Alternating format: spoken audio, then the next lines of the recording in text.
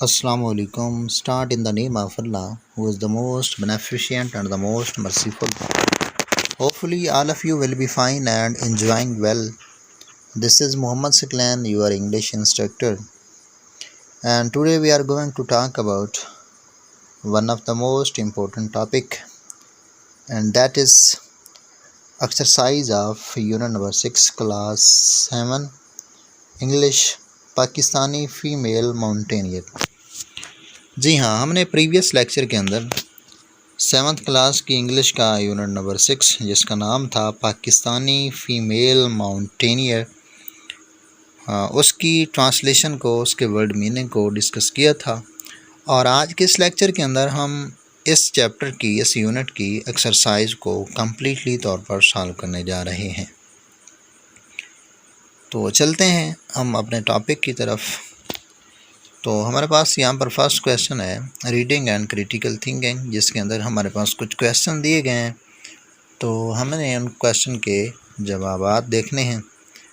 Answers the following question. Question number 1 है हमारे पास, who is Samina Khyal bag. ठीक है, who is Samina Khyal bag.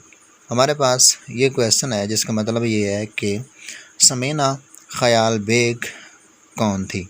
अगर आपने वो ट्रांसलेशन यानी कि जो मेरा प्रीवियस लेक्चर था उसको सही तरीके से सुना है तो इसका जवाब आप आसानी से दे सकते हैं। इसका जवाब ये है कि Samina Khyal Baig is a women mountaineer. Mountaineer आपको पता है कोहे पमा, ठीक है, इसका मतलब होता है कोहे पमा, यानी कि माउंटेन पहाड़ को कहते हैं। और माउंटेनियर वो ऐसा आदमी, ऐसी फ़ीमेल, ठीक है, जो माउंटेन पर चढ़ती हो, उसे हम क्या कहते हैं, mountaineer. Who reached the top of second highest peak in the world, K2। ठीक है, जिसने दुनिया का सबसे बुलंद तरीन मकाम, ठीक है, बुलंद तरीन पहाड़ी जिसका नाम है K2, उसको सर किया था। उसके बाद हमारे पास सेकंड क्वेश्चन है, what are her distinguish achievements. दूसरा क्वेश्चन हमारे पास है कि समीना ख़याल बेग की नाकाबिल बयान कौन सी कामयाबियां हैं, कौन से कारनामे हैं।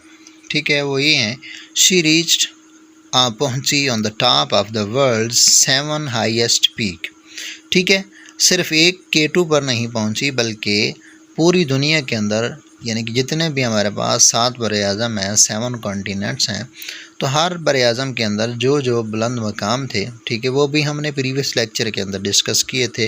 वो कौन कौन से हाईएस्ट पीक थे, वो कौन कौन सी बुलंद पहाड़ियाँ थी, ठीक है, और उन पर वो कैसे पहुँची थी।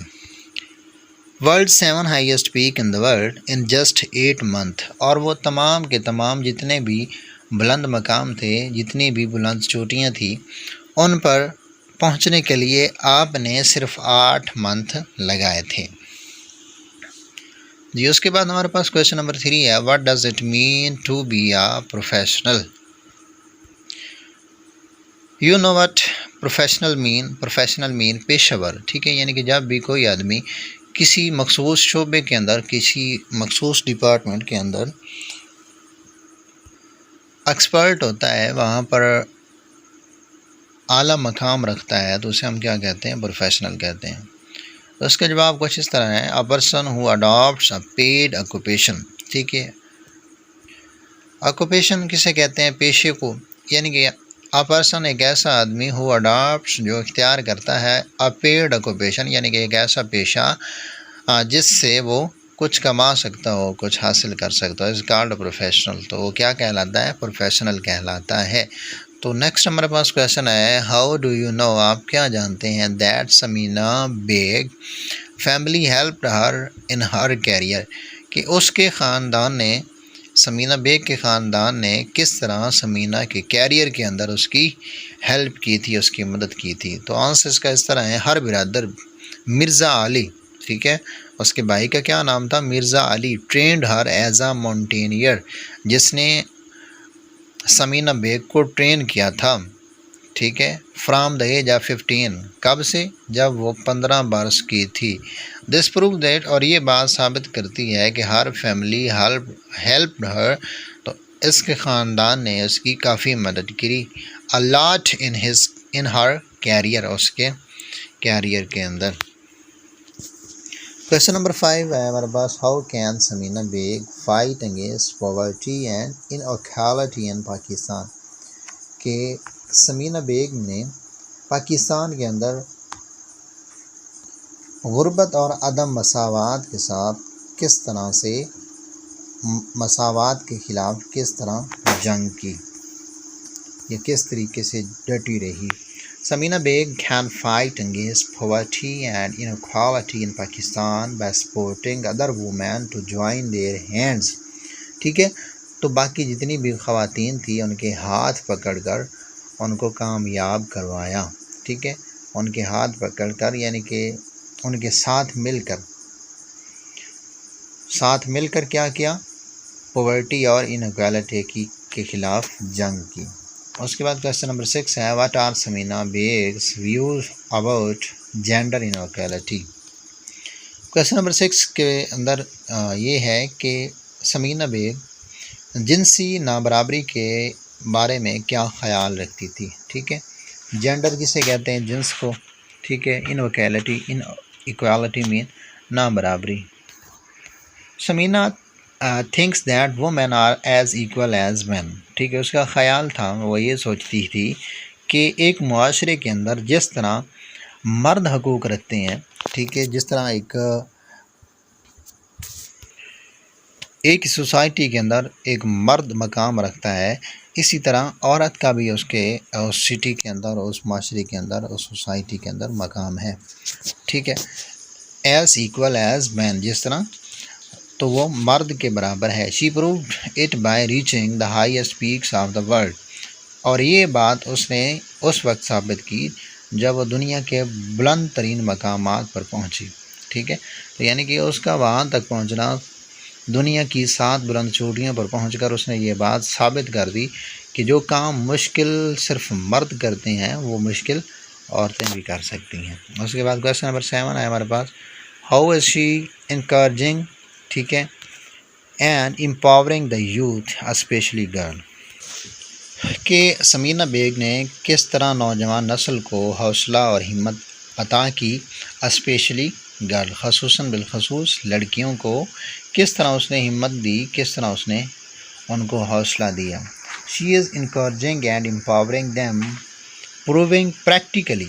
ठीक है, उसने ये बात अमली तौर पर साबित की दैट नथिंग इज़ इम्पॉसिबल, कि कोई चीज़ भी नामुमकिन नहीं। ठीक है, तो nothing is impossible. Question number next है हमारे पास, guess the meaning of the words below and then compare them to the dictionary meaning. ठीक है, हमारे पास कुछ वर्ड दिए गए हैं, उनके हमें मीनिंग फाइंड आउट करने हैं डिक्शनरी की मदद से। माउंटेनियर यू नो कोहे पमा, इसका मतलब है a person who climb the mountain, एक ऐसा आदमी जो माउंटेन्स मीन पहाड़ों पर चढ़ सकता हो, जो पहाड़ों को सर कर सकता हो। उसके बाद एलिवेशन मीन बुलंद करना, मोर इम्पोर्टेंट नहीं।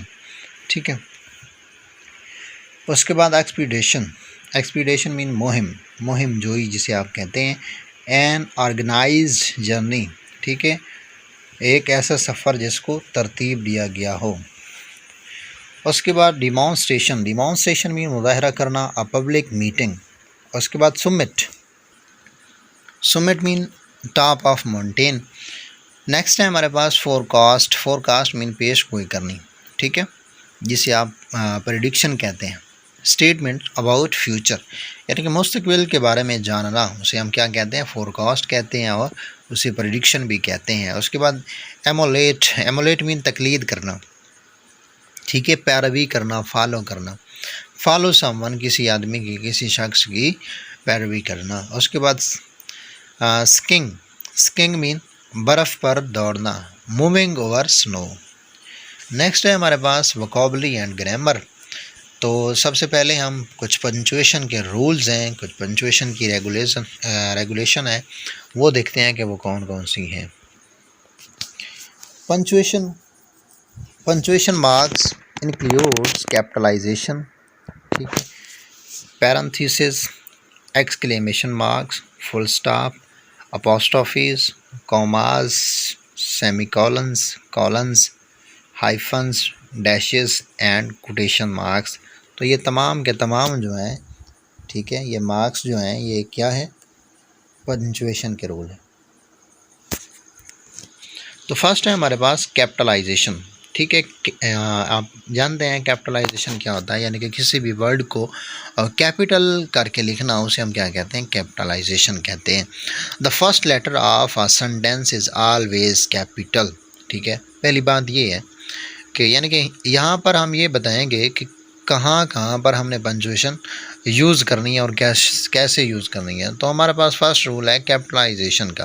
कैपिटलाइजेशन आप जानते हैं कि किसी भी वर्ड को उसका जो फर्स्ट सिंबल होता है, उसका जो फर्स्ट साइन होता है, उसको कैपिटल करके लिखना, यानी कि बड़े हरूफ में लिखना, उसे हम क्या कहते हैं, कैपिटलाइजेशन कहते हैं, capitalization. The first letter of first sentence is always capital, ठीक है। यानी कि हर फिक्रे का जो पहला लफ्ज़ होगा, जो पहला वर्ड होगा, उसको क्या करेंगे, पहला जो उसका लेटर होगा उसको बड़ा करके लिखेंगे। फॉर एग्जांपल मैन, तो यहाँ पर एक मैन वर्ड है, तो इसका जो फर्स्ट लेटर है एम, तो एम क्या है, बड़ा है, कैपिटल है। मैन इज मॉर्टल, इंसान नाफानी है। और उसके बाद the letter of proper noun, दूसरी बहुत ही इम्पोर्टेंट बात, ठीक है। प्रॉपर नाउन यानी कि ऐसा नाउन, ऐसा यानी कि इसमें ख़ास जिसे आप कहते हैं। आपने देखना है कि किसी भी सेंटेंस के अंदर जहाँ पर आपको प्रॉपर नाउन नज़र आ जाए, ठीक है, तो प्रॉपर नाउन का भी फर्स्ट वर्ड जो होगा वो कैपिटल होगा, ठीक है। अब यहाँ पर देखें पाकिस्तान है, तो यहाँ पर मैं आपको एक और बात बता देता हूँ कि कॉमन नाउन और प्रॉपर नाउन में फ़र्क किस तरीके से ज़ाहिर करेंगे। अब देखें कॉमन नाउन ये है कि सिटीज़ या फिर कंट्रीज़ बहुत सारी हैं, हमें क्या पता चलेगा कि कौन सी कंट्री है।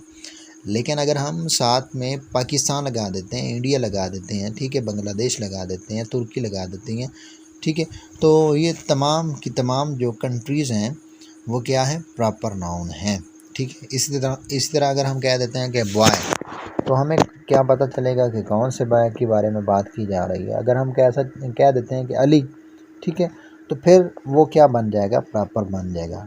तो किसी भी सिटी का, किसी भी चीज़ का जो नाम होता है, एक मखसूस जो नाम होता है, उसे हम क्या समझते हैं, प्रॉपर नाउन समझते हैं, ठीक है। वी लिव इन पाकिस्तान, तो यहाँ पर पाकिस्तान क्या है, ये प्रॉपर नाउन है, तो इसका फर्स्ट जो लेटर होगा वो बड़ा करके लिखेंगे। उसके बाद the pronoun I is always capitalised, you and I R friend, ठीक है। दूसरी बहुत अहम बात ये है कि जब भी आप प्रोनाउन आई देखेंगे तो आई को भी क्या करेंगे, बड़ा करके लिखेंगे, चाहे ये फ़िक्रे के अंदर हो, चाहे ये फ़िक्रे के स्टार्ट पे हो, ठीक है, सेंटर में हो या फिर एंड पे हो। जहाँ पर भी प्रोनाउन आपको आई नज़र आए तो वहाँ पर आपने क्या करना है, उसको कैपिटलाइज कर देना। उसके बाद the name of days and month are always capital, ठीक है। दिनों के नाम और महीनों के नाम को भी हमेशा बड़े हरूफ के साथ लिखते हैं। We visited the zoo on Sunday, April comes after March, ठीक है। तो संडे का एस बड़ा लिखेंगे, अप्रैल का ए बड़ा लिखेंगे और मार्च का एम बड़ा लिखेंगे। उसके बाद नेक्स्ट हमारे पास है पैरेंथेसिस। पैरेंथेसिस आप ये देख सकते हैं, यानी कि जो ये छोटी ब्रैकेट आप मैथमेटिक्स के अंदर यूज़ करते होंगे, मैथ के अंदर, तो छोटी ब्रैकेट को इंग्लिश के अंदर क्या कहते हैं, पैरेंथेसिस कहते हैं। Parenthesis are used to mark off explanatory और नॉन एसेंशियल इंफॉर्मेशन, ठीक है। यानी कि वो इंफॉर्मेशन, वो मालूमात जो नॉन एसेंशियल होती हैं, जो ज़रूरी नहीं होती, उसे हम क्या कहते हैं वहाँ पर, यानी कि उस इंफॉर्मेशन को ज़हर करने के लिए आप क्या इस्तेमाल करते हैं, पैरेंथेसिस इस्तेमाल करते हैं। अभी आपको एग्जांपल जब आप देखेंगे समझ आ जाएगी। अब देखें a hurricanes can cause a lot of damage, ठीक है।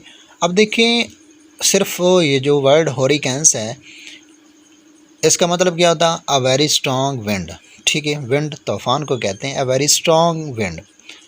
तो ये वैसे ज़रूरी नहीं था, लेकिन आपको इसका जो मीनिंग था उसकी क्लियरेंस करने के लिए साथ ये बता दिया ब्रैकेट के अंदर लिखकर, अ वेरी स्ट्रॉन्ग विंड। ठीक है, यानी कि ये अगर हम ना भी लिखते तो हमारा जो फ़िक्रा था, हमारा जो सेंटेंस था, वो सेंस तो कंप्लीट कर रहा है, लेकिन ये सिर्फ एक्स्ट्रा जिसे आप इंफॉर्मेशन कह सकते हैं और नॉन एसेंशियल इंफॉर्मेशन भी कह सकते हैं। उसके बाद एक्सक्लेमेशन मार्क, एक्सक्लेमेशन मार्क आप देख सकते हैं। ठीक है, इस तरह इसका सिंबल किस तरह होता है, यानी कि आपने एक लाइन लगा कर उसके नीचे डॉट लगा देना, तो ये कौन सा मार्क बन जाएगा, exclamation mark. An exclamation mark is used after an interjection और एन इमोटिव फ्रेज़। ठीक है, इमोटिव फ्रेज़ यानी कि ऐसा सेंटेंस जिसके अंदर आपकी इमोशन की बात की गई हो, सडन फीलिंग ऑफ माइंड के बारे में बात की गई हो, इंटरजेक्शन के बारे में बात की गई हो, तो वहाँ पर आपने कौन सा मार्क इस्तेमाल करना है, एक्सक्लेमेशन मार्क इस्तेमाल करना है। जिस तरह हुरा, ठीक है, आहा, वी वन द मैच, हम मैच जीत गए। तो अलास, ठीक है, शी हैज़ डाइड, तो अलास के बाद भी आप क्या इस्तेमाल करेंगे, एक्सक्लेमेशन मार्क इस्तेमाल करेंगे। ठीक है, यानी कि वो जो ऐसे सेंटेंस जो आपके इमोशन को ज़ाहिर कर रहे होते हैं, आपके इमोशन के बारे में बता रहे हो, तो आप अपने इमोशन को ज़ाहिर करने के लिए तो किसी भी फ्रेज़ के एंड पर आप जो निशान लगाएंगे, जो मार्क इस्तेमाल करेंगे, उसको क्या कहते हैं, एक्सक्लेमेशन मार्क कहते हैं। उसके बाद फुल स्टॉप, फुल स्टॉप आप जानते हैं कि कोई भी फ़िक्रा ख़त्म हो तो हर फ़िक्रे जैसे वो कंप्लीट हो जाएगा तो उसके एंड पर आप क्या इस्तेमाल करते हैं, फुल स्टॉप इस्तेमाल करते हैं। वो use a full stop at the end of a statement और एन इम्पेरेटिव सेंटेंसेस। ठीक है, they are students follow my instruction. ठीक है, कौन कौन से इम्पेरेटिव सेंटेंसेस, इम्पेरेटिव सेंटेंसेस यानी कि वो सेंटेंसेस जिसके अंदर कोई ना कोई हुक्म दिया गया, उसे हम क्या कहते हैं, इम्पेरेटिव सेंटेंसेस। हुक्मिया फ़िक्रात, ठीक है, eight the end of statement, किसी भी स्टेटमेंट के एंड पर आप क्या इस्तेमाल करते हैं, फुल स्टॉप इस्तेमाल करते हैं। और दूसरी बात क्या है, इम्पेरेटिव सेंटेंसेस मीन टू से हुक्मिया फ़िक्रात के एंड पर भी आप क्या इस्तेमाल करते हैं, फुल स्टॉप इस्तेमाल करते हैं। उसके बाद अपोस्ट्रोफे, अपोस्ट्रोफे यानी कि ये किसी भी वर्ड के एंड पर, ठीक है, एंड पर लिखकर उसके साथ जो दूसरा वर्ड होगा, ठीक है, पहले वाला दूसरे वर्ड की क्या मलकियत को बता रहा होगा। ठीक है, जिस तरह आप कहते हैं बॉयज़ बैग। ठीक है, अब बॉय लिखकर उसके बाद अपोस्ट्रोफी का साइन यानी कि ये छोटा सा ये निशान लगा देते हैं, उसके बाद एस लगा देंगे, यानी कि आप देख रहे होंगे अफजल्स कार। ठीक है, यानी कि इसका मतलब क्या है, यानी कि अफजल की car, Afzal car, boys bag. ठीक है, an apostrophe is a mark, it is often used with S. ठीक है, ये किसके साथ इस्तेमाल होता है, एस के साथ, to show that a thing और पर्सन बिलोंग्स टू समवन। ठीक है, यानी कि जो चीज़ कंसर्निंग जो चीज़ होती है, जो डिस्कस की जा रही होती है, तो उसके बारे में आपको ये बताता है, उसकी बिलोंगिंग के बारे में बताता है कि ये जो चीज़ है, ठीक है, जिसके बारे में आप बात कर रहे हैं वो किसकी है। ठीक है, जिस तरह ये कार है तो अफजल कार, यानी कि ये जो कार है वो किसकी है, अफजल की है। उसके बाद कॉमा, कॉमा आप जानते हैं। ठीक है, कॉमा कहाँ पर इस्तेमाल होता है, comma is used to show a slight pause. ठीक है, एक छोटा सा वक्फा बताने के लिए क्या इस्तेमाल होता है, कॉमा इस्तेमाल करते हैं। Comma are used to separate words in a list, एक लिस्ट के अंदर कुछ लफ्ज़ों को, कुछ वर्ड को, कुछ अल्फाज को अलहदा करने के लिए, सेपरेट करने के लिए आप क्या इस्तेमाल करते हैं, कॉमा। जिस तरह my brother brought milk, bread, egg and butter, तो ये तमाम चीज़ें लेकर आया है, लेकिन इनको अलहदा अलहदा हमने बताना है, तो इनको अलहदा करने के लिए, इनको सेपरेट करने के लिए आप क्या इस्तेमाल करेंगे यहाँ पर साइन।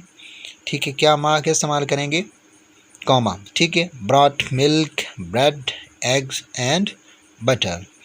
उसके बाद comma are used to separate phrases. ठीक है, सिर्फ वर्ड को सेपरेट नहीं करता बल्कि फ्रेजेस को भी सेपरेट करता है। You know what is phrases, phrases are the type of sentences which give uncomplete sense, यानी कि ऐसे फ़िक्रात होते हैं जो कंप्लीट सेंस नहीं देते, कंप्लीट मीनिंग नहीं देते।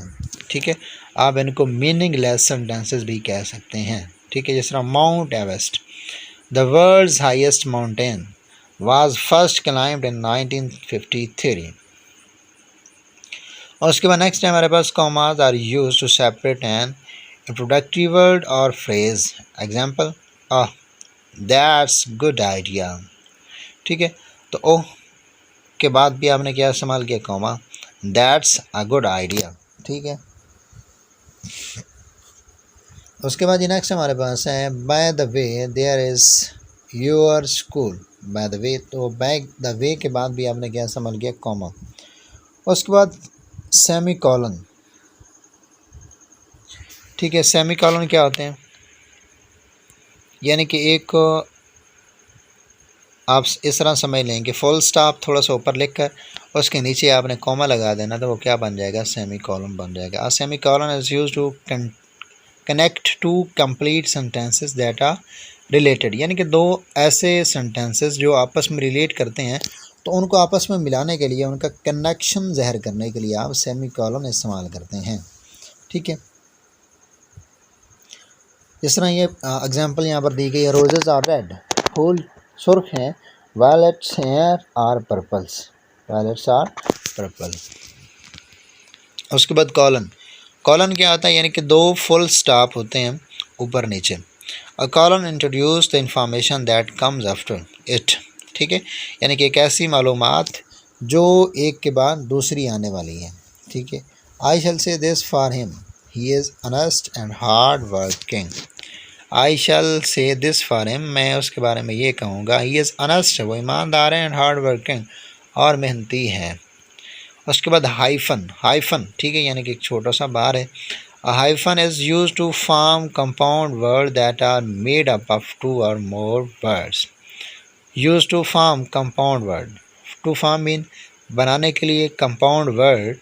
ठीक है, कंपाउंड मीन जोड़े, कंपाउंड वर्ड यानी कि अल्फाज को जोड़ने के लिए आप क्या इस्तेमाल करते हैं, हाइफन इस्तेमाल करते हैं. मेड अप ऑफ टू और more words. I paid for two full price tickets.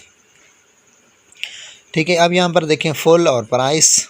Full price यानी कि दो मुख्तलिफ अल्फाज हैं, तो उनको इकट्ठा करने के लिए, उनको एक कंपाउंड सेंटेंस बनाने के लिए आप क्या इस्तेमाल करते हैं, हाइफन इस्तेमाल करते हैं. उसके बाद नेक्स्ट है हमारे पास डैश है. A dash is use to show that follows is summary or continuance of what has gone before. A dash is used to show that what follows is summary or continuance of what has gone before. Example आप देख सकते हैं, you have admitted that you lied to me, how can I trust you again. उसके बाद question mark है. Question mark आप समझते हैं, sorry quotation mark. Quotation mark यानी कि कोई किसी भी आदमी की, किसी भी मखसूस पर्सन की जो बात कही गई होती है, उसको उस पर ज़्यादा अहमियत देने के लिए आप क्या करते हैं, कोटेशन मार्क इस्तेमाल करते हैं. Quotation mark show that words have been directly quoted. They are also speech mark. Example, he said I have been working hard all day. उसने क्या कहा था कि मैंने सारा दिन बहुत ज़्यादा मेहनत की थी. ठीक है, तो ये रूल्स है. नेक्स्ट हम क्या करेंगे, इनके कुछ सेंटेंसेस को रीराइट लिखेंगे और उनको पंचुएट करेंगे. ठीक है, ये हमारे पास रेनबो की है. हमारे पास ये पैराग्राफ है, bye her leaves of when I behold a rainbow. As the key wrote William Wordsworth, the famous poet, and most of us share his feeling. When we are lucky enough to see a rainbow, there is an old saying that a pot of gold is buried at the end of the rainbow. But have you ever tried to reach a rainbow? And of course, it is impossible because a rainbow is really just the result of the raindrops refracting and reflecting light. There are 7 colors in the rainbow, that orange, yellow, green, blue, indigo and violet. ठीक है, तो आप देख सकते हैं ये पूरा paragraph है. तो इसको आपने पंचुएट करना है. तो आपने रूल्स देखे हैं कि कौन सा मार्क कहाँ पर इस्तेमाल करना है और उसका क्या मतलब होगा। ठीक है, तो अब हम इसको सॉल्व करते हैं। पहले आप खुद कोशिश करें इसको सॉल्व करने के लिए, ये आपके लिए एक्सरसाइज है। ठीक है, तो आप इसको सॉल्व करें खुद। उससे पहले हमारे पास कुछ छोटे छोटे सेंटेंसेस हैं, हमने इनको पंचुएट करना है। I bought some balloons a cake and some ice cream for the party. I bought some balloons a cake. ठीक है, अब देखें बैलून्स के बाद आपने क्या इस्तेमाल किया, comma, a cake and some ice cream for the party. उसके बाद एंड पर हमने क्या इस्तेमाल किया, full stop. No I don't mind. ठीक है, तो यहाँ पर आप क्या, नो के बाद कॉमा लगाएंगे, उसके बाद डॉन के बाद अपोस्ट्रोफी, उसके बाद टी और माइंड, और एंड पर आपने क्या इस्तेमाल किया, full stop. Yes I love to go to the beach with my family. Yes के बाद comma, I love to go to the beach with my family, और एंड पर आपने फुल स्टॉप लगा दिया। He painted the fence white blue and green. ठीक है, he painted the fence white blue. अब देखें वाइट के बाद आपने क्या इस्तेमाल किया, कॉमा, ब्लू एंड ग्रीन, और एंड पर आपने क्या इस्तेमाल किया, full stop. I we you and he she it and they are pronounce. अब देखिए आई के बाद कॉमा, वी के बाद कॉमा, यू के बाद he she it and they are pronoun. वाह, लुक एट दैट। वाव के बाद आप क्या इस्तेमाल करेंगे, exclamation mark. Look at that. That के बाद भी आप क्या इस्तेमाल करेंगे, एक्सक्लेमेशन मार्क। और उसके बाद नेक्स्ट हमारे पास 7 है, you can not compete with him, he is a fast runner. You can't compete with him. ठीक है, अब देखिए कांट के साथ आपने क्या इस्तेमाल किया है, अपोस्ट्रोफी, और हिम के बाद आपने कॉमा इस्तेमाल किया है, he is a fast runner. ठीक है, तो यहाँ पर फास्ट रनर के दरमियान आपने क्या इस्तेमाल किया, तो ये क्या है, डैश है। No I did not order this fancy dress. No के बाद comma, I didn't order to this fancy dress. Men were shooting, women were screaming, children were crying, it was cause. Men were shooting, उसके बाद comma, women were screaming, उसके बाद comma, children were crying। ठीक है, it was cause। उसके बाद the Eiffel Tower 300 meters high is made up of iron। The Eiffel Tower के बाद आपने कॉमा लगाया, 300 meters high, उसके बाद भी comma, is made up of iron, उसके बाद full stop। The teacher said, open your book. The teacher said, open your book. My brother name is the merit is on the merit list. My brother's name, ठीक है, my brother's name यहाँ पर आपने apostrophe use की, is on the merit list, और end पर आपने full stop इस्तेमाल किया। My mother and I went to Quetta। तो यहाँ पर देखें क्वेटा ये एक प्रॉपर नाउन है, तो इसका जो फर्स्ट लेटर होगा वो कैपिटल लिखेंगे। My mother and I went to Quetta. आप यहाँ पर देखें आई भी कैपिटल है। ठीक है, प्रोनाउन आई को भी हमेशा कैपिटलाइज करके लिखते हैं। Which one did you like the best, which one did you like the best, ये कौन सा सेंटेंस है, इंटरोगेटिव सेंटेंस है, और इंटरोगेटिव सेंटेंस के एंड पर आप क्या इस्तेमाल करते हैं, क्वेश्चन मार्क इस्तेमाल किया। My father said always speak the truth, तो ये एडवाइस है। ठीक है, एक कही हुई बात है, इसको आप क्या करेंगे, कॉमास के अंदर इस्तेमाल बंद करेंगे। My father said always speak the truth. Next है हमारे पास पंचुएट द फॉलोइंग पैराग्राफ। ये पैराग्राफ दिया गया है, इसको आपने पंचुएट करना। Rainbow by hearts leaps up when I behold. ठीक है, तो आप देख सकते हैं यहाँ पर क्या क्या तब्दीली आई है। पहले आपने क्वेश्चन मार्क इस्तेमाल किया, उसके बाद comma, rainbow in the sky. ठीक है, तो इस ये बात कही बात को कॉमास के अंदर आपने बंद कर दिया। Wrote William Wordsworth the famous poet and most of us there is feeling when we are lucky enough to see a rainbow.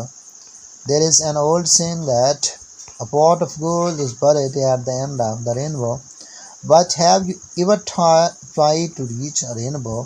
Of course, it is impossible because a rainbow is really just the result of the rain drops refracting and reflecting light. There are 7 colors in the rainbow: red, orange, yellow, green, and indigo and violet. ठीक है, यहाँ green के बाद blue होना है, BLUE, blue. और उसके बाद देखिए प्रेजेंट परफेक्ट सिंपल टेंसेस। आप जानते हैं प्रेजेंट परफेक्ट सिंपल टेंस क्या होते हैं। We use this tense when an action is finished. हम इस टेंस को, इस ज़माने को उस वक्त इस्तेमाल करते हैं जब कोई काम मुकम्मल हो जाता है। इन द पास्ट माजी में, but the effect still felt in the present, लेकिन उसका असर आज भी मौजूद हो, मौजूदा ज़माने के अंदर उसका असर मौजूद हो। एग्जाम्पल देखें, she has set a trend that other can emulate. ठीक है, उसने एक ट्रेंड सेट किया है ताकि जो बाकी लोग हैं उसकी पैरवी कर सकें। Present perfect tense is also used to describe the recent past when the time in the past is not mention. ठीक है, यानी कि ऐसे काम को ज़ाहिर करने के लिए जो आपने माजी में किया था लेकिन उसका टाइम जो था वो मेंशन नहीं था। She has already started this campaign. उसने ये जो कैंपेन है वो पहले से जारी कर रखी है। ठीक है, यानी कि उसने माजी में काम किया था।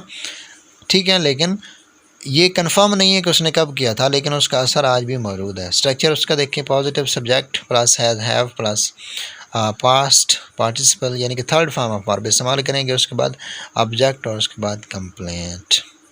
ठीक है, नेगेटिव में आप क्या करते हैं, नॉट का इस्तेमाल करते हैं हेल्पिंग वर्ब के बाद, और इंटेरोगेटिव में आप क्या करते हैं, जो हेल्पिंग वर्ब होगा उसके फिक्र के शुरू में और एंड पर आप क्या इस्तेमाल करेंगे, question mark.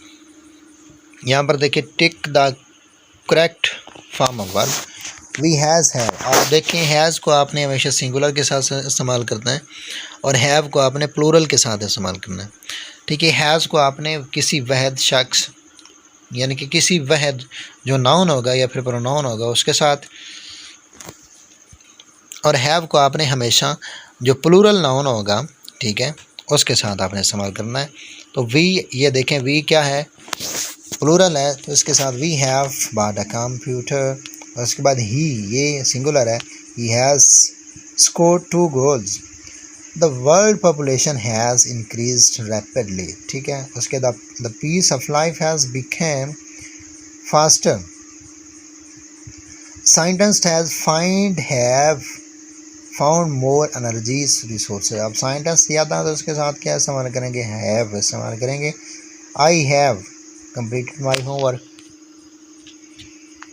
You have worked here for a year. She has, ठीक है, you के साथ have और she के साथ has। और उसके बाद देखें नेक्स्ट हमारे पास है since और for। इसका मैं आपको एक बहुत ही अहम और बहुत एक यूज़फुल फार्मूला बताऊंगा कि किन फ़िक्रात के साथ आपने since इस्तेमाल करना है और किन फ़िक्रात के साथ आपने for इस्तेमाल करना है। पहले आप देख लें, she has start in the school for 10 year. ठीक है, अब देखें फॉर, जहाँ पर हमने फॉर इस्तेमाल किया है वो दो चीज़ें थी, एक 10 यानी कि मैथमेटिकल और ईयर्स, यानी कि अब देखें 10 और ईयर दो चीज़ें आ गई। अब देखें सिंस के बाद, देखें सिंस के बाद हमेशा एक चीज़ होगी। अब फार्मूला ये था कि वो सेंटेंसेस, वो फ़िक्रात जिनका आप प्लूरल बना सकते हैं, यानी उनको जमा बना सकते हैं, तो उनके साथ आप क्या इस्तेमाल करेंगे, फार इस्तेमाल करेंगे। और जिनका आप जमा नहीं बना सकते उनके साथ आप क्या करेंगे, सिर्फ सिंस इस्तेमाल करेंगे। अब यहाँ पर देखिए 10 डे 10 ईयर्स, डे को डेज बना सकते हैं, ईयर्स को ईयर को, ईयर वैसे भी प्लूरल है ईयर्स, तो इसको आप क्या कर सकते हैं, प्लूरल बना सकते हैं। ठीक है, इसी तरह मंडे है, तो मंडे क्या है, सिंगुलर है, इसका हम मंडेज नहीं कह सकते। ठीक है, man has struggled against the forces of nature since time immemorial. ठीक है, since time immemorial. I have not seen him since last Monday. We have studied English for 6 years.